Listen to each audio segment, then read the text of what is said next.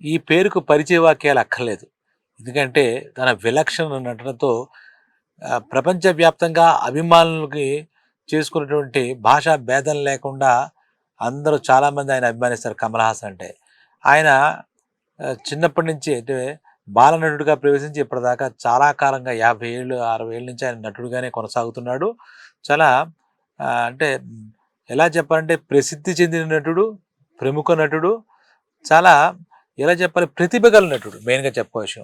అయితే ఆయన రాజకీయాల్లోకొచ్చి ఎందుకంటే తమిళనాట ఎంజీఆర్ దగ్గర నుంచి చాలామంది రాజకీయాలను ప్రభావితం చేయడం, పార్టీలను పెట్టడం మనం చూస్తూనే ఉన్నాం.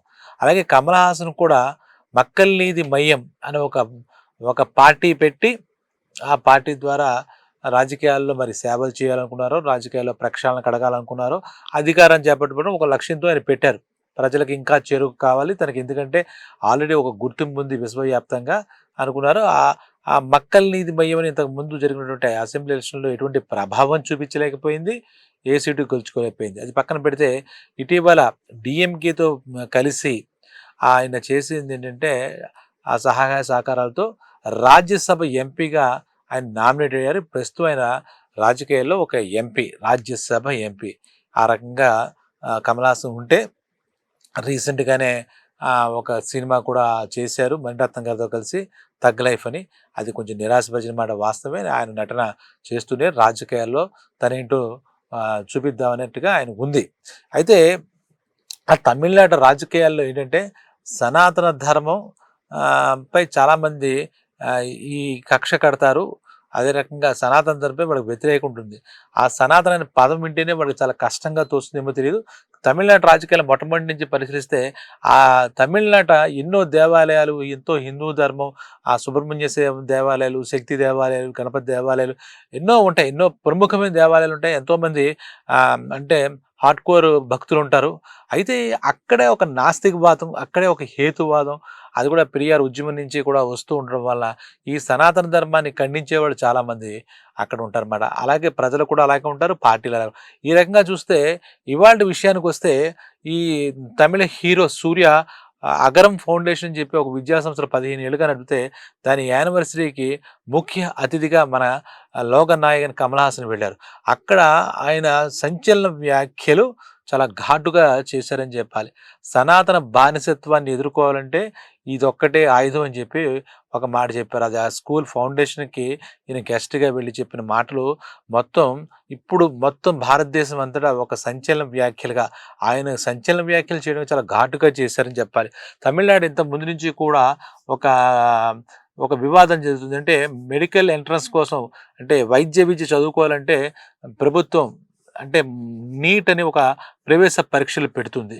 దాన్ని తమిళనాడు ప్రభుత్వం గాని అందరూ కూడా దాన్ని వ్యతిరేకిస్తున్నారు.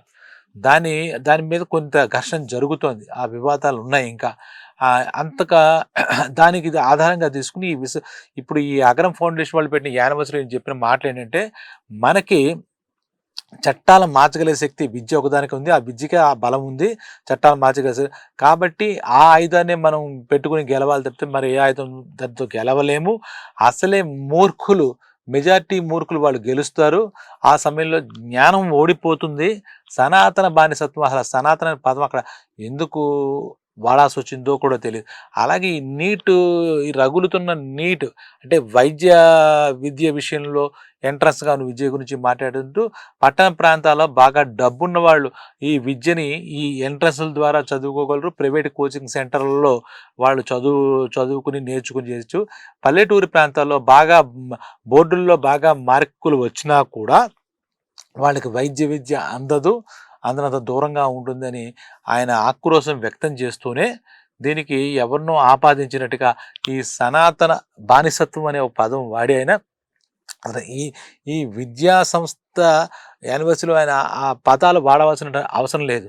విద్యార్థులకు ప్రేరణ ఇవ్వచ్చు. అలాగే కొన్ని మంచి మాటలు కూడా చెప్పారు. అంటే ఎలాగా ఈ అంటే విద్యాలయాల గురించి కానీ సమాజంలో సాధికారత గురించి కూడా కేంద్రం మరిన్ని పెట్టుబడులు పెట్టాలి. ఈ సమాజంలో అందరికీ విద్య సమానత్వం అందాలనే విషయం కోరుకోవడం. విద్యలో ఈ నీట్ ప్రవేశ పరీక్షలు ఉండకూడదు, మాకు ఇష్టం లేదు, రద్దు చేయాలి. దానివల్ల బాగా డబ్బున్న వాళ్ళు, సంపన్న వర్గాలు మాత్రమే విద్య చదివే పరిస్థితి కనపడింది అని చెప్పి చెప్తూనే ఆయన చెప్పిన మాట అంటే సనాతన బానిసత్వాన్ని అంతమొందించాలంటే ఈ విద్య అనే ఒక ఆయుధానికి ఆ శక్తి ఉంది, ఆ బలం ఉంది. ఆ విద్య జరుగు మన ఆ రకంగా మనంతా సంఘటనపై పోరాడితే కానీ మనం ఏమి సాధించలేమనే మాట ఆయన వ్యక్తపరిచారన్నమాట. ఈ సనాతన అనే విషయం గురించి చూస్తే ఉదయనిధి స్టాలిన్ అంటే ఉప ముఖ్యమంత్రి, కరుణానిధి మనవడు, స్టాలిన్ కొడుకైన ఉదయనిధి స్టాలిన్ కూడా ఇంతకుముందు ఇదే రకమైన మాటలు చేశారన్నమాట. సనాతన ధర్మాన్ని చాలా చులకనగా మాట్లాడుతూ, సనాతన ధర్మం అంటే దోమలు నిర్మూలించడానికి, దోమల వల్ల వ్యాధులు వస్తాయి కదా, ఆ వ్యాధులు నిర్మూలించడం ఎలాంటి కంకణం కట్టుకుంటో ఆ రకంగా సనాతన ధర్మాన్ని నిర్మూలించాలని మొత్తం ధర్మం మీద ఆయన కామెంట్లు చేశారు. ఈ కుల వివక్షతలు, అసమానతలు పెరుగుతాయనే ఉద్దేశంతో చేశారు. దీని మీద దేశం మొత్తం మీద సర్వత్రా నిరసన వ్యక్తం జరిగింది. ఉదయనిధి స్టాలిన్ మీద కూడా ఒక్కసారిగా ఈ సనాతన ధర్మం మీద చెప్పడానికి ఆయనకు ఉన్న అర్హత ఏంటి, యోగ్యత ఏమిటి, అలాంటి మాటలు ఎందుకు మాట్లాడేది పెద్ద ఎత్తున ఒక ఉద్యమం స్థాయిలో జరిగింది. ఆఖరికి అది సుప్రీంకోర్టు కల్పించుకుని జోక్యం చేసుకుని దాన్ని కొంచెం సద్దుమణిగేలా తొక్కి పెట్టడం వల్ల, చెప్పడం వల్ల అది పాటిస్తుంది. దానికి ఇప్పుడు ఈ సనాతన బానిసత్వం అని చెప్తూ ఈ సనాతన అనే పదాన్ని కలిపి విద్యా వ్యవస్థ మారాలి. ఆ నీట్ ఇప్పుడు ఏదైతే నిరసనలు తమిళనాట మొత్తం ఒక వెల్లువలా వస్తున్న ఈ నీట్ గురించి కొన్ని రోజులుగా నీట్ రద్దు చేయాలి అని చెప్పేసి. ఎందుకు వచ్చిందంటే ఈ మాట, ఇంతకుముందు ఒక 10 ఏళ్ల పాటు యూపీఏ ప్రభుత్వం ఉన్నప్పుడు అప్పటి మన రాష్ట్రపతి ఇప్పుడు స్వర్గీయ అబ్దుల్ కలాం ఏం చేశారంటే తమిళనాడు విద్యార్థులకి 12వ తరగతిలో అత్యధిక మార్కులు వచ్చిన వాళ్ళకి డైరెక్ట్గా మెడికల్ సీట్లు ఇవ్వండి అని చెప్పి మీ నీటి వాటిలో మినహాయింపు ఇవ్వండి అని చెప్తే ఆ యూపీఏ ప్రభుత్వంలో ఆయన ఆదేశాల మేరకు 10 ఏళ్ల పాటు ఈ తమిళనాడు వరకు వైద్య శాస్త్రాలు చదువుకునే విద్యార్థులకు మినహాయింపు లభించింది. అబ్దుల్ కలాం గారు ఆ రోజు చెప్పిన దాని మీద మెరిట్ ప్రాతిపదికన 12వ తరగతి పాస్ అయ్యి మంచి మార్కులు దొరికితే అప్పుడు ఆ 10 ఏళ్ళు. తర్వాత బీజేపీ ప్రభుత్వం ఎప్పుడైతే వచ్చిందో సుమారు 2017 నుంచి మళ్ళీ నీట్ మొత్తం ఇండియా అంతా అవలంబించాలి, తమిళనాడుకి మినహాయింపు ఇవ్వకూడదు అని చెప్పేసి తీసుకోవడం వల్ల ఇప్పుడు అన్ని చోట్ల దానికి అది ఒకటే మార్గం. విద్య చదవాలంటే ఏ రాష్ట్రం వాడైనా భారతదేశంలో ఏ మూలన్నా కూడా దానికి తగినట్టుగా ప్రిపేర్ అయ్యి ఆ నీట్ ప్రవేశ పరీక్షను రాస్తే కానీ అందులో క్వాలిఫై అయితే తప్పితే ఈ వైద్య శాస్త్రాన్ని చదువుకోలేరు, మెడికల్ సీట్లు సంపాదించలేరు. దాన్ని సర్వత్రా తమిళనాడు మొత్తం వాళ్ళు వ్యతిరేకిస్తున్నారు. వాళ్ళకి ఎక్కడో ఒకటి హిందీ భాష మీద ఒక ఉద్యమం, భాషా ఉద్యమాలు, లేకపోతే ఈ నీటి పరీక్ష వాళ్ళు తెలివైన వాళ్ళప్పుడు ఈ ప్రవేశ పరీక్ష తీసుకోవడంలో ఇబ్బంది ఏముందో కూడా ఎవరికి అర్థం కాని విషయాలు వాళ్ళు చేసేదంతా కూడా అర్థం కాని పోరాటంలా బయటపడ. ఇప్పుడు సనాతన ధర్మం వల్ల వీళ్ళకి వచ్చేటటువంటి నష్టం ఏంటో కూడా ఎవరికి అర్థం కాదు. సనాతన ధర్మం గురించి సంపూర్ణ అవగాహన ఉందా, లేదంటే ఈ దోమలు నిర్మూలించడానికి అన్నట్టుగా దోమల వల్ల వ్యాధులు వస్తే ఆ వ్యాధులు నిర్మించడానికి అంటే మొత్తం సనాతన ధర్మాన్ని టోటల్గా మూలాల దగ్గర నుంచి తీసేయాలి అన్నట్టుగా ఆ వ్యాఖ్యలు. ఇప్పుడు సనాతన బానిసత్వం అని చెప్పి కమల్ హాసన్. మరి వీళ్ళు ఏదైనా ఒక ఆలోచన బలంగా పెట్టుకుని బాగా దాని రకంగా ప్రభావితం అయ్యి కొన్ని వాటి వల్ల ఈ రకమైన మాట ఎందుకంటే ఇవాళ ఈ సూర్య నడుపుతున్నటువంటి అగరం ఫౌండేషన్ యానివర్సరీకి వెళ్ళిన వ్యక్తి విద్యా వ్యవస్థ దానిలో ఉన్నటువంటి వివరాలని మాట్లాడడం తప్పలేదు. మరి ఈ సనాతన అని చెప్పి మళ్ళీ కొత్త సంచలనం సృష్టించాలని సంచలన వ్యాఖ్యలు చేశారా, ఘాటు వ్యాఖ్యలు చేశారా, ఈ విషయం మీద ఇప్పుడు చాలా ఘాటు జరుగుతుంది. కమల్ హాసన్ మంచి నటుడే కావచ్చు కానీ ఇలాంటివి చేయడంలో భారతదేశంలో మంచి నాయకుడు కాలేడు. ఇప్పుడు ఆయన రాజ్యసభలో ఒక ఎంపీ అంటే ఆయనకి చాలా బాధ్యతమైనటువంటి వ్యవహారం. ఆయనకి వాక్ స్వాతంత్రం లేదా అని అనట్లేదు. ఏదైనా పోరాటం జరిగితే పోరాటం గురించి మాట్లాడడం తప్పలేదు. నిజమే, దేనిపైన యుద్ధం చేయాలన్నా కూడా శక్తివంతమైన ఆయుధం ఒక విద్య ఒకటే. అది సమాజాన్ని చెక్కే ఉలి అంటాడు ఆయన. మొత్తం సమాజాన్ని ఒక సమాజమైన శిల్పాన్ని చెక్కే ఉలిని కూడా మంచి మాటలే చెప్పడం. కానీ సనాతన బానిసత్వం ఏంటో, దీనివల్ల సనాతన అనే ఆ మాట విద్యా వ్యవస్థలో సనాతనం ఏంటి, ఇక్కడ ఈ మెడికల్స్ ఎగ్జామ్స్‌కి నీట్ జరుగుతున్న విషయానికి మాట్లాడుతూ అది సంపన్నులకే అందుతుంది. ప్రైవేట్ కోచింగ్‌లో చదువుకున్న వాళ్ళకి డబ్బు ఖర్చు పెట్టి చదువుకున్న వాళ్ళకి మాత్రమే వైద్యం అందుతోంది.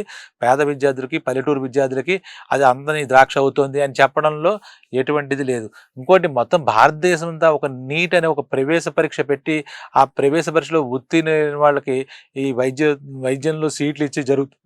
ఈ నేపథ్యంలో ఇప్పటిదాకా ఎటువంటి ఇబ్బంది లేని దానికి ఇప్పుడు తమిళనాడు ఒక్కచోటే ఇది పెడితే అది ఇదని ఇబ్బంది పడొచ్చు. మాకు వివక్షత చూపిస్తున్నారని. మొత్తం భారతదేశం అంతా అదే స్కీమ్ కదా! పక్క రాష్ట్రాల నుండి తెలుగు వాళ్ళు, కేరళ వాళ్ళు, ఇంకోళ్ళు కూడా కన్నడ వాళ్ళు కూడా ఆ నీట్ పరీక్ష రాయాల్సిందే కదా! ఇందులో అభ్యంతరం ఏముంటుంది? కానీ ఏదో వాళ్ళ ఉద్యమానికి ఒక కారణం వాళ్ళ వైపు వాళ్ళకు ఉండొచ్చు. అయితే దీంట్లో మరి ఈ భారతదేశంలో ఇప్పుడున్నటువంటి రాజకీయాల్లో కూడా ఈ వార్తలు సంచలనం కలిగించాలి అనే ఉద్దేశంతో ఆయన అన్నారు. ఈ సనాతనం అనే పదం ఆయనకి ఎందుకు అంత చెవులకి అంత ఇబ్బందిగా ఉందో అక్కడ అర్థం కావట్లేదు. సనాతన ధర్మం గురించి మొత్తం భారతదేశంలో ఉంటూ ఆ సనాతన ధర్మం గురించి ఈ రకంగా ఆలోచించడం, ఈ రకంగా మాట్లాడడం కరెక్ట్ కాదనే విషయం వాళ్ళకి తెలిసే రోజు రావాలి, వస్తుంది. అలాగని నేను సనాతన ధర్మం గురించి నేనే కంకణం కట్టుకున్నానని చెప్పను. సనాతన ధర్మం మన హిందూ ధర్మం, మన భారతదేశంలో ఉన్న ధర్మం. దాన్ని అందరూ ఆచరించాలి. నేను చెప్పినా చెప్పకపోయినా అందరూ ఆలోచించాలి. కాబట్టి ఈ సనాతన భారతత్వానికి కాదు, మొత్తం సమాజంలో చైతన్యం రావడానికి విద్య అనే ఆయుధం కావాలి. విద్య చాలా బలమైనది. సమాజాన్ని మొత్తం అందంగా మార్చగల శక్తి విద్యకు ఉంది. ఆ వ్యాఖ్యల్ని కమలాసన్ అచ్చంగా చెప్పారు. అలాగే పేదవాళ్ళకి మొత్తం భారతదేశంలో తమిళనాడు ఒకచోటే ఉండరు పేదవర్గం. మొత్తం భారతదేశంలో ప్రతి రాష్ట్రంలో ఈ వ్యవస్థలో మార్పు రావాలి. నీటు వాళ్ళ కొంతమందికి బాగుపడుతున్నారు, వైద్యం చదువుతున్నారు అనుకుంటే దానికి తగిన సంస్కరణలు చెప్పడంలో తప్పు లేదు. కానీ దీంట్లో ఈ సనాతనం బానిసత్వం అని ఆయనకి ఎందుకు కనపడిందో అటువంటి మాటల్లో ఇప్పుడు సంచలనంగా అందరూ వైరల్ అవుతున్నాయి. కాబట్టి కమల్ హాసన్ గారికి అన్నీ తెలుసు కాబట్టి మనం అలా మాట్లాడచ్చు, మాట్లాడకూడదు అని ఆయనకే తెలియాలి. అది ఆయన విజ్ఞతకి విషయం. ఇది ఏదైనా సంచలనం సృష్టించాలని ఉద్దేశపూర్వకంగా ఈ మాటలు మాట్లాడి తప్పులేదు. ఏది ఏమైనా కమల్ హాసన్ గారు ఆయన మాటల్లో, ఆయన భావజాలంలో మనం తప్పట్లేదు. ప్రతి ఒక్కరికి వాళ్ళ వాళ్ళ భావాల్ని వ్యక్తం చేసే భావజాలం ఉంది. అయితే అందులో ఒక 90% పైగా ఆచరిస్తున్న ధర్మం సనాతన ధర్మం గురించి, ఆ సనాతనత్వం గురించి ఆ రకంగా వ్యాఖ్యలు చేయడం బాధాకరం. ఇది కాబట్టి దీని మీద ప్రత్యేకించి మనకి ఇంకా మాట్లాడుకునేదేం లేదు. అది ఆయన విజ్ఞతకి వదిలేస్తూ కమల్ హాసన్ గారు ఇప్పుడు ఎంపీగా రాజ్యసభలో అడుగుపెట్టారు కాబట్టి ఆయనకి శుభాభినందనలు తెలియజేద్దాం. సమాజంలో ఉన్నటువంటి రుగ్మతల మీద సమాజాన్ని చైతన్యపరిచేలాగా ఆయన పోరాడితే బాగుంటుందని అనిపిస్తోంది. లేదంటే ఇలాగ సమాజంలో అక్కర్లేని సంచలన వ్యాఖ్యలు ఘాటుగా చేసామో, గట్టిగా చేసామో కాదు. అనవసరమైన వివక్షతల గురించి మాట్లాడచ్చు, తప్పులేదు. ప్రతి పేదవాళ్ళ పక్షాన పోరాడచ్చు, తప్పులేదు. కానీ ఈ సనాతనం అనే దాని మీద హైలైట్ చేయడం ఏమిటో మనకు అర్థం కావాల్సిన టైం ఉంది. ఇంకా ముందు ఇంకా చాలా చెప్తారు కాబట్టి పెద్దలు విందాం. కమల్ హాసన్ గారికి మరొకసారి ఆయన ఎంపీగా అయినందుకు శుభాభినందనలు చెప్తాం. Thank you.